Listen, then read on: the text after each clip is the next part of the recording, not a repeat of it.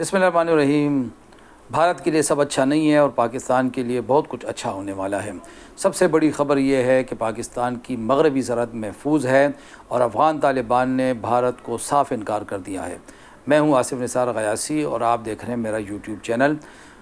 22 April کو جب پہلگام میں حملہ ہوا اور بھارت نے بغیر کسی ثبوت کے پاکستان پہ الزامات عائد کیے تو اس کے بعد بھارت نے ایک چال چلنے کی کوشش کی۔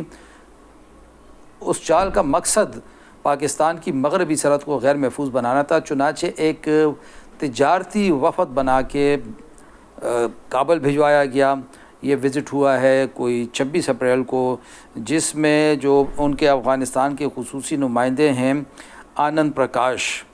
ان کو بھجوایا گیا اور کہا یہ گیا کہ وہ باہمی تجارتی تعلقات کی بحالی کے لیے بات کرنے والے ہیں، لیکن جو ہماری معلومات ہیں اس کے مطابق ذرائع نے ہمیں یہ بتایا ہے کہ وفد نے افغان طالبان سے پاکستان کے خلاف تعاون چاہا اور اشارتاً ان کو بتایا کہ اگر حالات خراب ہوتے ہیں تو پاکستان کے خلاف کوئی تعاون ان کی طرف سے ہونا چاہیے، لیکن افغان طالبان نے پاکستان کے ساتھ اپنی جاری بیک چینل ڈپلومیسی کی وجہ سے نہ صرف بھارت کو واضح انکار کر دیا ہے بلکہ پاکستان کے خلاف بھارت کے کابل کی سرزمین پر کوئی بھی بیان یا زبان درازی کرنے سے بھی منع کر دیا مذکورہ وفد کو۔ یہ ایک بہت بڑی کامیابی تھی، کیونکہ اس وقت حالت یہ ہے کہ اس میں پاکستان اور بھارت کے کابل کے درمیان ایک بیک چینل ڈپلومیسی جاری ہے۔ صادق محمد خان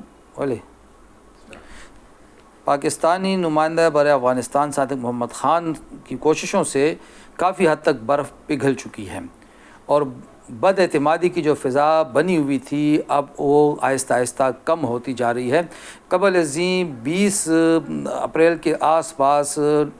نائب وزیر اعظم اسحاق ڈار صاحب نے بھی کابل کا دورہ کیا تھا، بہت اچھی خبریں وہاں سے آئی تھی، بہت اچھا وزٹ رہا تھا، جس کے جواب میں پھر فیصلہ ہوا کہ افغانستان کا تجارتی وفد پاکستان آئے گا۔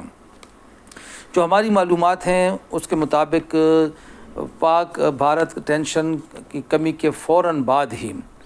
یہ بیک چینل ڈپلومیسی میں مزید تیزی لائی جانے والی ہے اور 3 رکنی اعلیٰ سطحی وفد،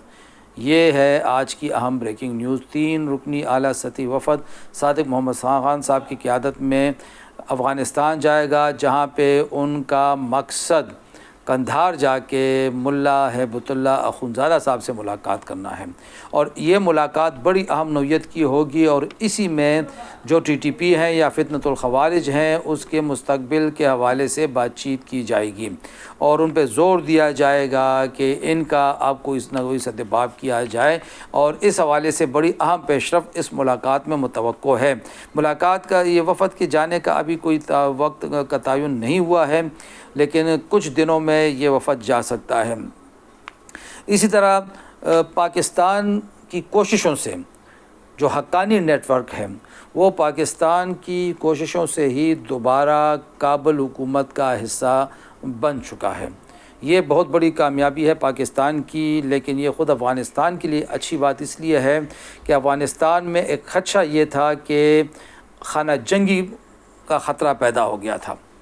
اگر حقانی نیٹ ورک کے راستے الگ ہو جاتے تو پھر خدا نخواستہ وہاں پہ بہت خوفناک خانہ جنگی شروع ہونی تھی، جس کو بنیاد بنا کر پہ جو شمالی اتحاد والے ہیں انہوں نے بھی پھر ماحول گرم کرنا تھا، لیکن پاکستان کی کوششوں سے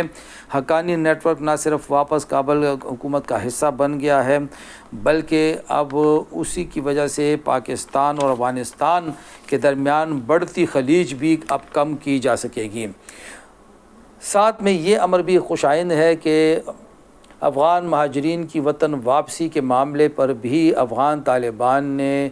محاذ آرائی کی کوئی ضرورت محسوس نہیں کی، بلکہ اب وہ خوش آمدید کہہ رہے ہیں اپنے لوگوں کو اور ان کے لیے وہاں پہ رہائشی سہولیات مہیا کر رہے ہیں۔ افغانستان اور پاکستان کے لیے آنے والے دن بہت اہم ہیں اور یہ بتایا جا رہا ہے کہ دونوں ملکوں کے درمیان ایک نئے دور کا آغاز ہونے والا ہے۔ مولانا فضل الرحمان صاحب نے بجا طور پر اسلام آباد کی پریس کانفرنس میں کل کہا تھا ایک تقریب سے خطاب کے دوران کہ یہی ہمیشہ سے افغانستان کابل میں پاکستان مخالف حکومت آتی ہے اور یہ ایک امارات کی حکومت ایسی ہوتی ہے جو پاکستان کی حامی ہوتی ہے، ہم ان کو کیوں دھکیل رہے ہیں دشمنی کی طرف؟ اور مولانا فضل الرحمان صاحب نے بھی اس حوالے سے کافی اچھی کوشش کی تھی. امید رکھی جانی چاہیے کہ جو بیک چینل ڈپلومیسی ہے اس میں مولانا فضل الرحمان صاحب کی خدمات بھی حاصل کی جائیں گی, ان کی طرح کے دوسرے لوگوں کی خدمات بھی حاصل کی جائیں گی. لیکن بہرحال ایک امر طے ہے کہ افغان طالبان فی الوقت